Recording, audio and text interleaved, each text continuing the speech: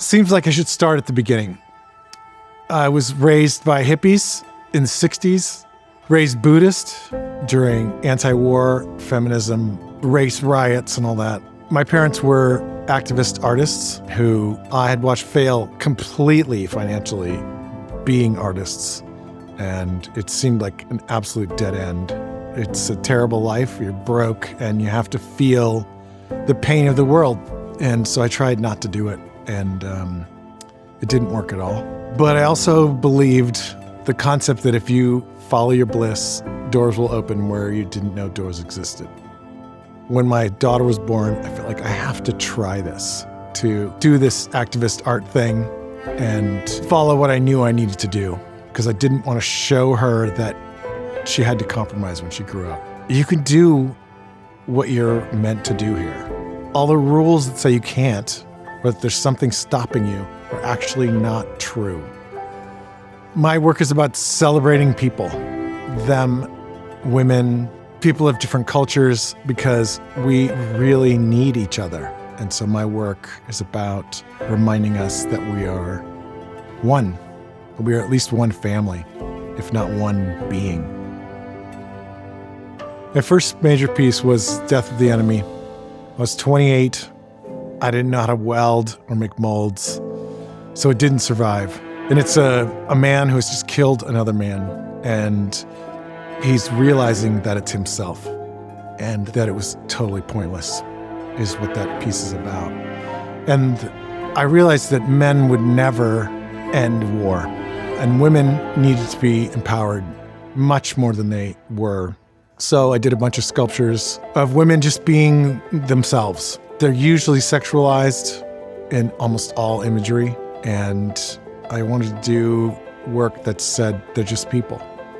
And that's the beginning of empowerment, just being a person, not an object. So I worked for other artists doing enlargements and did my own small pieces, mostly of women who are just being themselves. And I did that for about 20 years. And then I went to Burning Man in 2007 for the first time and saw some big sculptures. I got my mind blown at the scale of everything. And I thought, okay, I can do this. I just have to do an enlargement and then enlarge it again. The beauty of that, which I didn't understand, was that when they're life-size or smaller, it's kind of too intimate. People have trouble looking at them, but having these giant sculptures put people in a childlike space just because they're around something so big.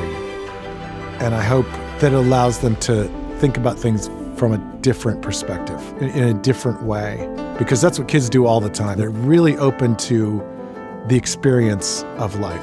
Once I saw that, I realized I had to stay in that scale to speak about what I wanted to talk about. And when I went to Burning Man, I felt like I was with my people.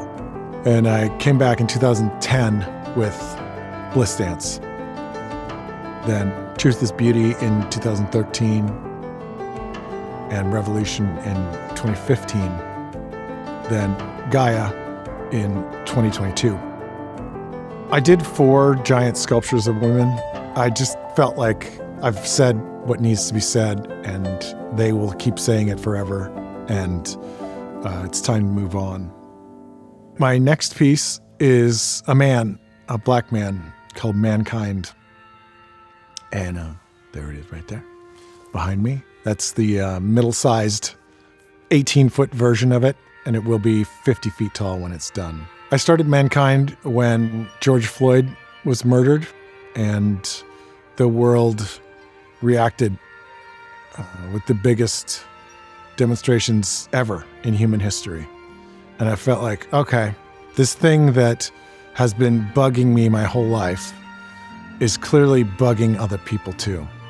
And it's time for me to spotlight this issue and create a place to have a discussion about everyone's role in it and how we can change it. After the black man, Mankind, I want to do my version of the Venus of Willendorf, which is a 30,000-year-old sculpture found in Germany. And When I looked at the sculpture closely, I saw that it had curly hair. And I started realizing, oh yeah, she's black. Because the people who lived in Germany 30,000 years ago were black, just like everybody was. And I want this to be a celebration of we are all one family, because we actually are all one family. It'll just be a celebration of how long we have been evolving together and living together. Even though we're awful to each other sometimes, we still are all one family.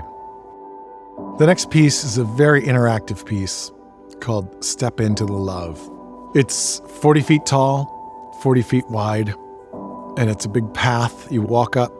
It holds 200 people, and when you're in the middle, the nucleus of it, they all love you. And you have spent all this time, 20 minutes, loving 200 people, one at a time, and then you get to be the one in the middle. And my hope is that we can actually heal each other. And I don't know whether it's going to work, but I'm going to try it. And then, after empowering women, after dealing with racism, and after healing each other, I can do my first piece again, which is Death of the Enemy, which is a memorial to the end of war. And I think the most important thing in your life is to do what you love. Remember what you loved when you were a kid and do that. Remember that you didn't know anything about racism or sexism when you were a kid. Try to remember what that is and find your bliss.